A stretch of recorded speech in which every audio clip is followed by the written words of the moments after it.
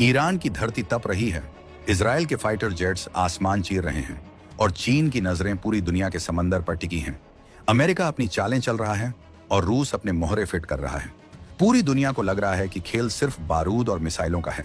लेकिन इसी महायुद्ध के बीच, मिडिल ईस्ट की इस भयंकर आग के बीच, इजराइल ने भारत को एक ऐसा ब्रह्मास्त्र सौंप दिया है जिसके बारे में बीजिंग से लेकर वॉशिंगटन तक किसी ने सपने में भी नहीं सोचा था। एक ऐसा तोहफा जो न तो रडार में आता है और न ही जिससे बम गिरते हैं, लेकिन ये भारत को उस एलीट क्लब में बिठा देगा जहां पहुंचने की हसरत दुनिया के आधे देश रखते हैं। आखिर क्या है वो राज जो लक्षद्वीप की लहरों के नीचे दबा हुआ है? क्या भारत ने समंदर को ही अपनी सबसे बड़ी ताकत बना लिया है? और सबसे बड़ा सवाल, जब दुनिया पानी के लिए तरस रही होगी, तब भारत के पास वो कौन सी चाबी होगी जो उसे दुनिया का नया वाटर किंग बना देगी? ईरान और इजराइल के बीच तनाव चरम पर है, लेकिन इसी शोर शराबे के बीच एक बहुत ही खामोश और बेहद ताकतवर डील ने हकीकत का रूप ले लिया है। इजराइल, जो टेक्नोलॉजी का गॉडफादर माना जाता है, उसने भारत को समंदर की वो ताकत दे दी है जो आने वाले समय में गेम चेंजर साबित होने वाली है। हम बात कर रहे हैं खारे पानी को अमृत बनाने की कला की। ये सिर्फ पानी नहीं है, ये भारत की वो एनर्जी इंडिपेंडेंस है जो हमें खाड़ी देशों के तेल के चंगुल से आजाद कर देगी। आज 2026 में लक्षद्वीप के नीले समंदर के बीच एक ऐसी मशीन खड़ी हो चुकी है जो न सिर्फ प्यास बुझा रही है बल्कि भारत की किस्मत भी लिख रही है। ये भारत का पहला ओशन थर्मल एनर्जी कन्वर्जन यानी ओटेक आधारित डीसेलिनेशन प्लांट है। ये नाम सुनने में जितना टेक्निकल है, इसका असर उतना ही देसी और धमाकेदार है। भारत अब वो करने जा रहा है जो अब तक नामुमकिन लगता था, समंदर के खारे पानी से बिजली बनाना और उसी पानी को फिल्टर करके घर घर तक पहुंचाना। अब जरा पीछे मुड़कर देखिए, साल 2017 की वो तस्वीरें याद हैं? इजराइल का ओल्गा बीच, जहां प्रधानमंत्री नरेंद्र मोदी और बेंजामिन नेतन्याहू समंदर के किनारे नंगे पैर टहल रहे थे। उस वक्त दुनिया को लगा था कि ये बस एक दोस्ती वाली मुलाकात है, लेकिन असल में उस दिन एक बहुत बड़े बदलाव की नींव रखी गई थी। उस बीच पर एक खास गाड़ी खड़ी थी, जीएल वाटर टेक्नोलॉजीज का एक चलता फिरता प्लांट।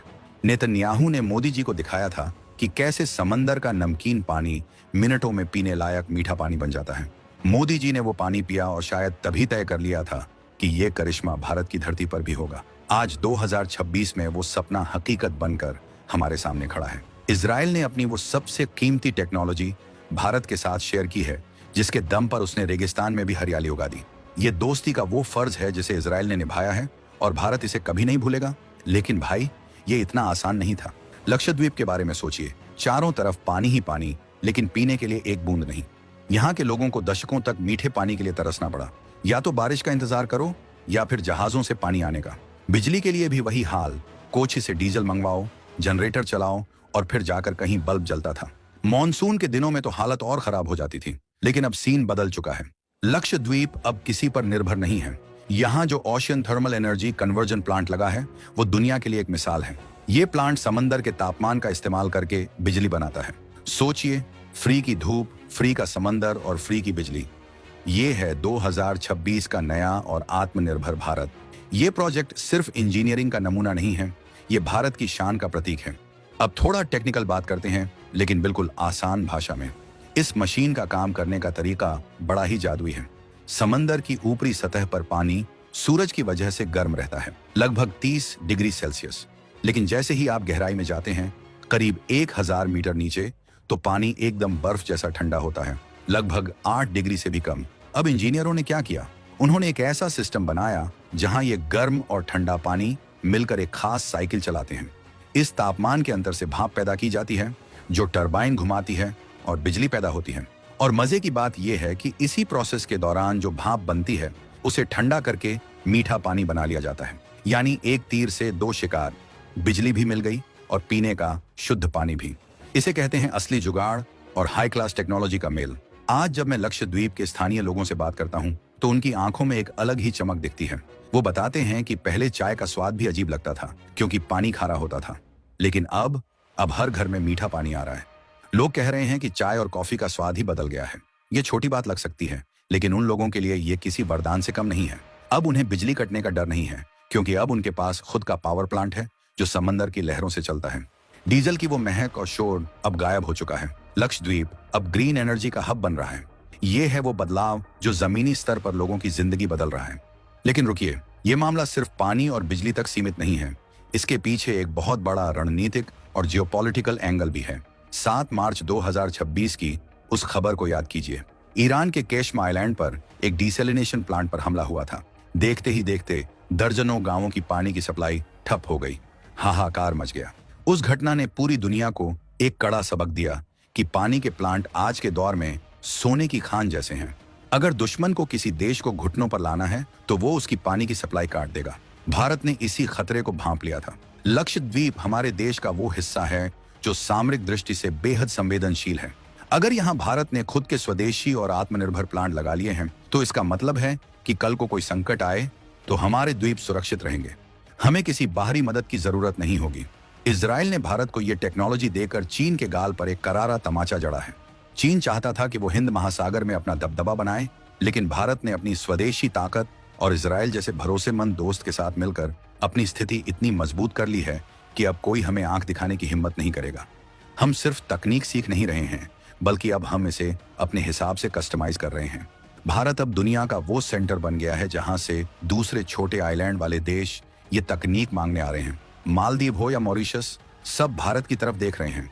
हम अब सिर्फ लेने वाले नहीं, बल्कि दुनिया को देने वाले बन गए हैं। ये है वो एलीट क्लब जिसमें भारत की एंट्री हो चुकी है। आज जब पूरी दुनिया पश्चिम एशिया के युद्ध और तेल संकट की वजह से कांप रही है, तब भारत के प्रधानमंत्री का आत्मनिर्भरता वाला विजन सुरक्षा कवच बनकर सामने आ रहा है। राज्यसभा में मोदी जी ने कहा था कि हमें हर हाल में आत्मनिर्भर होना होगा, और आज लक्षद्वीप का ये प्लांट उस बयान की सबसे बड़ी गवाही दे रहा है। तेल महंगा हो या बंद हो जाए, भारत के पास अब अपनी खुद की एनर्जी बनाने का तरीका है। ये प्रोजेक्ट पर्यावरण के लिए भी वरदान है, क्योंकि इसमें कोई कार्बन उत्सर्जन नहीं होता, कोई प्रदूषण नहीं, बस शुद्ध हवा और शुद्ध पानी। हम अपनी आने वाली पीढ़ियों को एक साफ सुथरा भारत सौंपने की तैयारी कर रहे हैं। इस पूरी कहानी में एक और दिलचस्प मोड़ है। भारत की इस कामयाबी से सबसे ज्यादा मिर्ची किसको लगी होगी? जाहिर है उन ताकतों को जो भारत को हमेशा पिछड़ा हुआ देखना चाहती थी, जो सोचती थी कि भारत हमेशा पुरानी टेक्नोलॉजी पर ही निर्भर रहेगा। लेकिन 2026 का भारत अलग है। यहाँ का युवा, यहाँ के वैज्ञानिक और यहाँ की सरकार रिस्क लेना जानती है। ओशन थर्मल एनर्जी का ये मॉडल दुनिया के लिए एक केस स्टडी बन गया है।